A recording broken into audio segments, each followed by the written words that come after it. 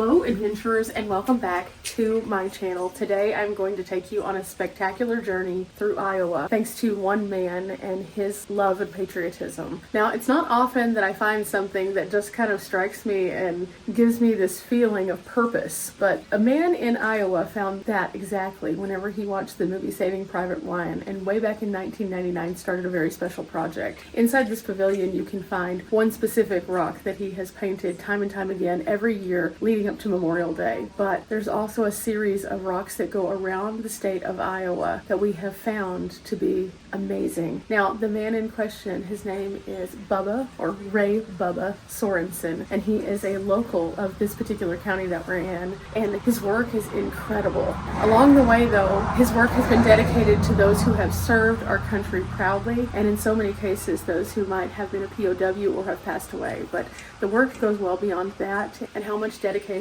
that he has taken toward learning the stories of those heroes, fallen and still living today. Along this wall, I'll share with you a few of the designs of the rock, but first I want to show you what he has just completed this year. Along this stretch of highway sits a 12-foot tall rock that has been adorned time and time again by designs that celebrate the boldest and best of all of those who have served. This has become a project that takes on many lives and each year transforms to a different design that highlights the service of the military, but also shares a bit more about why sacrifice, and specifically sacrifice of those in the Iowa area, has meant so much to so many. You can see here that this rock is something to be seen. Again, reflecting a variety of different styles, faces, colors, and pieces, all of which are significant and show various aspects of military life. You can see this isn't just an average rock. This thing is huge and it's so significant. There are dedications to individuals on this, but this isn't the first dedication. This has been going on since 1999 at this particular rock. And they have pictures of almost every rock that he has designed. And now we're going to go look at some of those. This is the very first design he created at this location in 1999 after watching Saving Private Ryan. Works only on the good days and tries to have it ready for Memorial Day each year, asking permission to paint it each time. Inside this area you can find out a little bit more about the artist and then also what inspires him. And this particular story resonated with me quite a bit. It says that while he was painting his Vietnam veterans tribute, a group of motorcycles showed up and they were from all over the country and they liked the progress that he had made so much. While he was painting his 2006 version with two different versions of helicopters, that they asked if they could sprinkle ashes of a friend who was a fallen Vietnam veteran at the rock. And instead he painted using the man's ashes to make him a part of the rock. And as a result of that, the green on the helicopter adorned the legacy of this particular man, and the helicopter remains as a special welcome home to all Vietnam veterans. As I kind of walked through a few of these, they have several of the iterations of this particular rock. Some people had pulled up and they told us that the man who paints these is also one of the representatives here in Iowa, which I think is really awesome. And they said that he was just a really upstanding guy and he has a lot of good that he does for the communities aside from this project as well. So that is a really neat fun fact, but I think what we're going to do is we're going to go on and see how many of these we can find, because knowing that he puts so much into this to commemorate each and every person he meets and the stories that he hears, and that's what impacts how he paints the rocks. I think this is going to be a very interesting journey. He has one in every county of the state. And so these are not small rocks. These are not easy to move things. These are huge, tons of weight rocks that they have to bring in to do this. But from what I'm seeing, this is going to be a very interesting endeavor today. Now, I do want to show you something kind of fascinating though. Because their goal is to be in every state, the states that are marked in red already have one. So there is one of these in my home state of Texas. So I'm very interested to find out where this is. Additionally, Oklahoma, Missouri, Illinois, Wisconsin, Minnesota, North Dakota, Nebraska, and all the way over into Washington. So with that, I think that it is time for us to begin an interesting journey across the state of Iowa. So buckle up, Buttercup, because we're about to go and find all of the rocks that we can and find out if there are other stories that are to be told, like this one. Okay, here we are at another Freedom Rock. This one is in Diagonal, Iowa, and this one is right in the middle of their downtown area. Whenever we pulled in, there was a museum just up the way, about a block. There is an interesting piece of industry across from this, so it's a little bit more of a noisy area, but it's right next to their community center, and this one has something really, really unique and signature to this area on it as well. This particular Freedom Rock has a sign here with a QR code that the Ringgold County citizens have proudly served in the military from the War of 1812 all the way to the present. And you can scan this and find out a list of all the veterans. And the Ringgold County Freedom Rock was the 4th rock painted in 2013, and it was repainted in 2024. It tells a little bit more about the display itself. And as we kind of walk around, I'll tell you a little bit about this. This particular rock has the depot here in Diagonal, and you'll notice that one of the fallen soldiers has been transported through the depot back to Diagonal. On the sign over here that Collie's looking at, there are 2 men. Both of those men lost their lives and were brought back to the community in this particular method. So each of these rocks is significant to their individual community. As we move around and we see all of the details of the wrapped flag, this is a common piece that he puts in each and every one of these. And you can see here, this is a piece of the Vietnam Memorial, and she is pointing, the little girl is, to this man, another man from this area who served in Vietnam and perished. This is at the corner of Broadway and 3rd Street. There is some parking over beside it. And again, the detail work in these is impeccable. The research that he has had with each of these really shows that he wants to honor each and every one of those in each of the Iowa communities that these are placed. We found our next Freedom Rock, and it is in Creston. Creston has a Freedom Rock in what they're calling the Patriotic Park. And there's something else kind of interesting in this park also, and I'll show you what that looks like in just a moment. But first, let's find the rock. Nestled right along Patriotic Parkway, we have the Freedom Rock, and it is surrounded by each of the service flags. Base of the rock, they remember all of the POWs from this area. And the rock itself has a POW tribute, of course, the American flag. And then as we move across, it shows different scenes from battle, including some of the gunner's mates, some of the people who are on the ship, one of the ships going up. And then this one also has Creston here, as you can see, marked as the soldiers look as though they are going off to war, potentially. The train taking them. And then on the other side, other scenes from war, including some of the tanks and the Hummers. They have some of the paratroopers, and then this particular soldier right here. Each of these rocks is a little bit different. So some of them have signs where you can read a little bit more about the inspiration behind them or when they were placed. Others just have small tributes to the locals who served. And I think that that is what makes each one of them a little bit more significant. And another reason why we are going out and honoring the troops by finding all of the Sorensen Freedom Rocks. I think this is absolutely a spectacular thing that he has done. And again, the detail work in each of these is so incredible, each little tiny piece. Now the Creston location is located right next to this Phillips 66 stop, and it looks as though there is another sign over here as well. Just kind of tell you a little bit more about the area. It's intriguing that not only do they have these locations for us, but it also celebrates, again, the people of the communities that served, but also the communities themselves. And it brings people to these communities to see these stones so that they can honor and pay tribute. But in addition, placing it next to something like this, the visitor center, it allows you to learn a little bit more, not only about the people, but the place that these people called home and loved and they valued. For example, a couple of fun facts is the Union County area. Frank Phillips of Phillips Station had a warm spot for the place of Creston. And when the town observed their 75th anniversary in 1947, he remarked, in my opinion, there is no place like home plate, which is Creston to me. Those of Iowa have a lot of Iowa pride, and that really brings about a lot of joy as you come about, even though some of these sites are a bit more somber. But it kind of makes sense because the people of Iowa care about others from their home state, and that's what makes this project so special. Made Winterset, and Winterset has another one of the giant stones.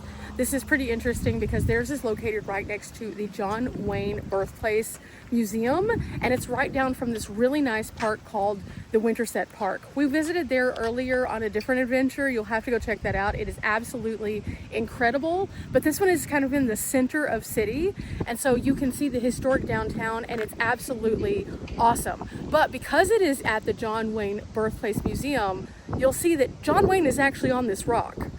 Now this particular stone is a little bit different than some of the others because it is located at a special landmark such as the museum. It is accompanied by benches in order to honor each of the military service branches, and also, of course, flying high atop are the flags of each of the branches of military service. Now John Wayne was an advocate for the military. He often was in many of the military style films of the time. He played a variety of different characters, but one of the reasons why he always had that service underlying is said to be very personal to him. So I thought it was pretty neat that they have it here. Now I believe this is one of the commissioned rocks that he has done for a Freedom Rock, and it is commissioned by the museum itself, which makes sense as to why you would see so much of John Wayne on it. However, there are other members of the military service also on this rock, and it is absolutely amazing to see again the detail work that has been put into this one. Here you can find the Madison County Freedom Rock located here in Winterset. It's dedicated on Saturday, August 26, 2017 by the American Legion Winterset Green Rogers Post 184 and the VFW Winterset Post 8142. Of course, they have some more information about the rocks themselves, but additionally, it has a little detail about each piece of the rock and why it is significant. It says here that although John Wayne was not a war veteran, he did make many iconic war movies and was very much a patriot, and he wrote several letters inquiring about joining the service but received a deferment due to his 4 children. And John Wayne's 4 likenesses represent his military movie roles, so that is why he is on here. However, you can also find on here on the Valor section, the Quilts of Valor Foundation is made up of volunteer members who make up and award quilts to military service persons, and here in Winterset they actually have the headquarters for that. Additionally, you find 4 of the Madison County young men who were prisoners of war painted in black and white, as well as the POW flag. It mentions a little bit about each one of them. And then up here we have George Stout, who was born in Winterset and graduated from Winterset High School in 1915, and he went on to earn degrees at the University of Iowa and Harvard, and he served in both World War I and II. He is featured on here, as well as Glenn Martin, who was born in Macksburg, Iowa. He grew up fascinated with flight and opened his first airplane factory in Los Angeles in 1912, and went on to also include the B-10 bomber, and highlighting that many of the stories on each of these rocks are deeply personal to the communities, and I think that that is what makes these wonderful. We have arrived at the Warren County Veterans Memorial, and this Veterans Memorial features the Warren County Freedom Rock, and here you can find featured the USS Iowa and Sergeant First Class Junior Dean Edwards. Now this sign has gotten some bird stuff on it and things like that, so that's not the best looking thing. However, you can also find out that they have benches around, and each of the benches that were put here were made possible for this memorial thanks to the cities within the community, the Rotary clubs, and then also some special groups. And I think that this is absolutely an amazing way to honor those who have fought and served for our country. The park itself is in the round. You can see we have the service flag for the POWs, we have the Iowa state flag, and we have the United States flag. Each of the benches are dedicated to each branch of service. Around us we see also the bricks that lay around that are significant to the various people who have served. Now as we look on at the rock itself, you'll notice it is huge. So I am 5'7", and it is very tall, almost as tall as I am. But if I were to lay down, I could lay down and still have some distance. This thing is a massive rock. All of these are huge. Each and every one of these is a different shape, a different size, and has a different pattern on it. And that's what makes this really significant and unique, because not only are the pieces that they are focusing on local to the community, like you're about to see with this one, but they are all draped in a flag, which brings them all to a unified place. And I think that's what's really incredible about coming out to these sites, is you get to learn a little bit more about the local veterans and also the communities through these placements. Beside we have Sergeant First Class Class Junior Edwards, and he was given the Medal of Valor. You can move around, and they have the Give Foundation, which is their local charitable organization that has been very instrumental in the process of making this park happen. But also they work within the community on other special projects for veterans from what I was seeing. You have the USS Iowa. The entire expanse of this side of the rock is the USS Iowa. It shows you pieces of the ship itself, the silhouette of the ship, and some of the people who would work tirelessly behind the scenes on the ship itself. And again, this is just one of 99 in the state. This particular Freedom Rock is located in Marion County. This is in Knoxville, Iowa. And on the first side of the stone, you find the William M. Stone, Governor in Brick Capital, 22nd Iowa Infantry, friend of Lincoln. So on here, you'll find the various pieces of his service. Additionally, as you go around, there is a thank you to the veterans with a veterans memorial piece here. Now, the artist's name is always tucked in somewhere. It's tucked into the edge of the rock on this one. And then as we move around, you will see they have Dixie C. Gebhardt, Marion County native, and the designer of the Iowa flag. She was based in Marion County, and so you can find the Iowa flag usually adorned in one of these areas with the other flags. In fact, it is. So she was from this area and designed the flag of the state we are in. Now again, like all of the others, the United States flag, of course, drapes over the top of each one of these, honoring all of those who have served. And at this particular park, we also find not only the service members in bricks, but also a small sign explaining a little bit more about this particular Freedom Rock and the design and the inspiration for this. The south side illustrates a view from a helicopter door while retrieving wounded soldiers. And interestingly enough, Clifford DeMoss, a Vietnam veteran from Knoxville who passed away in April of 2010, has his ashes painted into the side of this particular rock. On arriving in Knoxville, we came to Young's Park, and Young's Park is where you can find this particular Freedom Rock. It is absolutely amazing to see once again, but also to hear the stories of the personal touches with the ashes. There are many of the rocks that do have this special treatment as a result of people wanting to be a part of this project, and I think that that is something that is absolutely amazing. Now, the customary significance of this particular piece right here, though, is actually something that is done on the battlefield. It has been customary to arrange their boots, rifle, and helmet in this particular configuration. So whenever you see something like this, this is something that happens, and they honor their fallen comrades in this particular way. Now, at these particular memorials, the reason why this is significant is because it is honoring all of those who were lost in battle.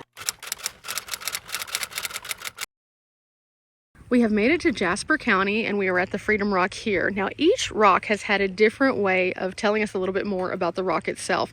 This one is one of the most intriguing because it documents the timeline for the rock itself. It starts out way back in May 28th, 2013, and they had learned about the Freedom Rock tour on May 27th, so the day before. And at that point, the city of Sully submitted their application and a down payment requesting Sully to be the site of the Jasper County Freedom Rock. And from there, the timeline moves forward and shares with you that notification was received on June 1st that they were selected to host the Jasper County Freedom Rock, and then the search ensued to find a suitable rock. And see, that's one of the things that I've been curious about, is where do they find the rocks themselves? And in fact, it turns out that an investigation of 8 rocks took place to find this rock. And finally, Glenn and Thelma Vanderpool, their farm was selected, and they had a rock on their farm that was looking like it was partially underground. So they had to fully excavate the rock and then be able to move it. That took from September until December to do that. Now, as you can imagine, unearthing a rock of this size is very hard work, and that's part of the reason why it costs money for some of these to be done, because in fact they do have to hire someone to unearth and move it. This particular rock weighs 18.17 tons or 36,340 pounds, and you can see right here it being dug up and then put onto this massive truck and moved to the current location. But whenever it was brought to this location, the job had just begun. They then had to pour a concrete piece for the preparation of the rock painting, and that happened in June. So the rock was moved here, and then they started to wash it, make it where it was absolutely perfect for the process. And then while this was happening, Ray Bubba Sorensen was working on the conceptual drawings of what he was going to put on this Freedom Rock design. And he sent this for the committee approval. Now, throughout his commissioning, he would go into the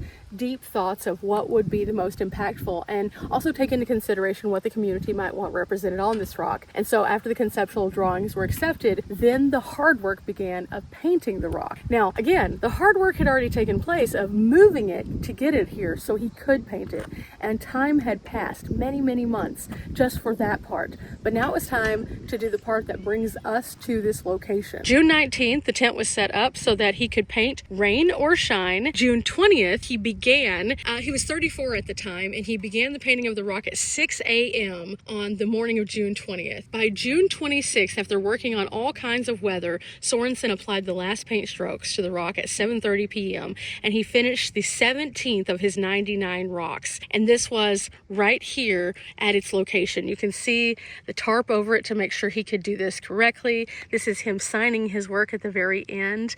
And then only a few short days later, they began to put in the pavers and erect the flagpoles.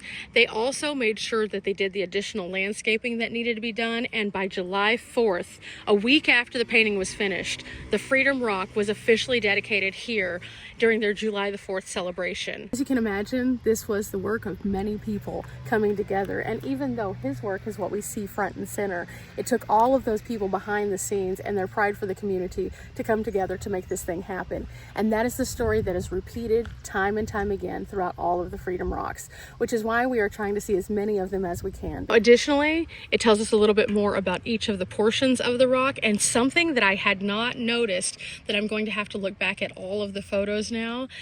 He hides words in the pieces of the flag. That is interesting. It says here, can you find the words? Most artists hide items in their work, and Sorensen did too. The names of his wife and also son and daughter are all placed inside of the flag as his own personal touch. Let's go get a closer look at this particular rock. We are currently standing on the section of pavers. They have these set up where they can sell additional pavers and continue to add to this if they need to. And it is right in front of this massive stone bearing Sergeant William Jasper rallying the troops, Fort Sullivan, South Carolina. And this is the, of course, Liberty flag. As we move around from this, the design continues as one complete piece. Brings us into the American Eagle, which holds a piece of the ribbon, which takes us over to some of the most significant honors that you can have for your military service. On the back side, we have these two men. One is clearly a farmer, but he is also a soldier. And it says, "When we assumed the soldier, we did not lay aside the citizen, George Washington." A quote here that is significant to all of those who serve. Definitely another impressive one, to say the least. It's very large. It's absolutely amazing. And to be able to see the physical story of this rock and have a record of its journey toward this place and how many people were involved is really impactful. As we come to our final stop for our Freedom Rock tour, we have only scratched the surface of all the Freedom Rocks that are available. However, this is the Dubuque County Freedom Rock, and this one mentions something that I think that we have learned at each of the sites. Freedom is never truly free. This one is located in Epworth, and you can see here, this one is a sizable rock. It's actually taller than my van. And as we go around, you can see each of the scenes of this one. And this back scene right here, I think, is one of my favorites that we found thus far. These are the Dubuque County MIA soldiers from Korea and Vietnam on this side section right here as we move upward into the flag. This section does talk a little bit more about what is on the rock. The painting on the south side of the rock depicts the Governor Grays, which transitioned to the Iowa National Guard. Dubuque County has a connection to the Iowa National Guard and is actually the Iowa National Guard's Company A 1st Battalion, 133rd Infantry. Now, you can see on the rock itself, the National Guard soldier in the painting depicts Philip Silker of Epworth from the town that we are currently in. He served almost 40 years with the unit. And on the north side of the rock, you find local residents and their sacrifices. In fact, each and every one of the people that we just mentioned are people who are from this community. And from left to right, you're looking at the rock, and it shows Father Aloysius Schmidt, who was the chaplain aboard the USS Oklahoma, which went down during the Japanese attack of Pearl Harbor. The next one mentions that they are representing those who were injured in service and was inspired by U.S. Army combat engineer Richard Billmeyer from Epworth. He was wounded by an IED while performing a routine clearance operation in Afghanistan. Next up is Army nurse Major Genevieve Smith. She was a World War II nurse and was set to retire after 22 years of service and accepted instead a request to go to Korea to open a hospital for the Korean War. And during her flight from Japan to Korea, the plane crashed and everyone but one person on the plane perished. Last but not least, we learn about Vietnam veteran Bob Closter, who was a machine gunner, and Bob was in many firefights and repeatedly was wounded and sent back to fight.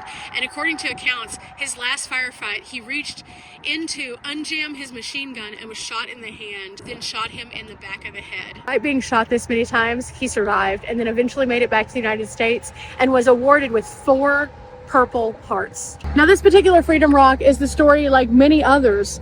Someone who was in the community was sitting on their front porch. They had been taking pictures of some of the other Freedom Rocks around the county, and they thought, oh my goodness, wow, we need one of those too here in Dubuque County.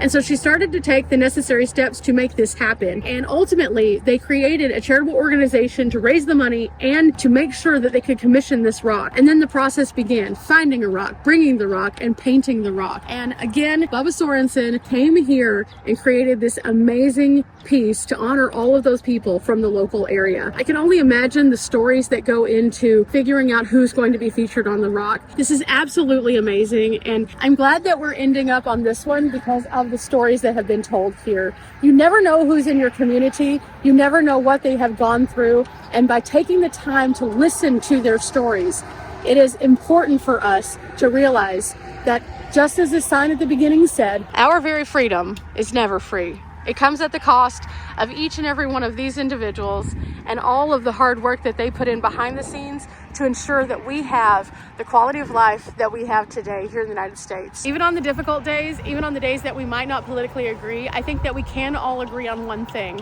These people are brave. They have spent their time serving others, and because of that, they should be honored. For us here in Iowa, that's going to do it. Remember, guys, we're not here for a long time, but we are here for a good time. Take the time to celebrate veterans in your area. Stop off at the veterans memorials. Check it out. Read the signs. You never know what you will find. And if you are a person who is in a state that does not currently have one of these rocks and you are interested, I'm going to provide some information below as to how you can find out more about bringing a Freedom Rock to your community. Till next time, bye.